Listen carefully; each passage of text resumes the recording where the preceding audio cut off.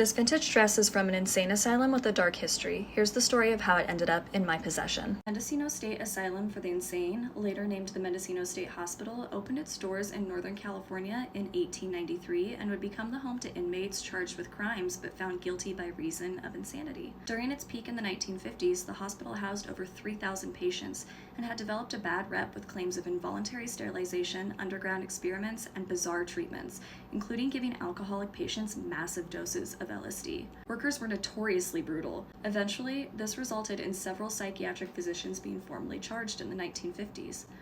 The hospital would eventually shut down in 1972 as a result of a probe into the hospital itself and the abuse claims from former patients. Around this time is when my grandma was settling into Northern California. A bit of a rebel and no friend of the law, she broke onto the grounds and stole this dress, a nurse's uniform left behind. My whole life, I was close to her, often living up on my grandparents' property for years at a time. She knew I was a lover of vintage fashion and that I loved local history. When she passed away in 2013, most of her vintage items were left to me, this dress included.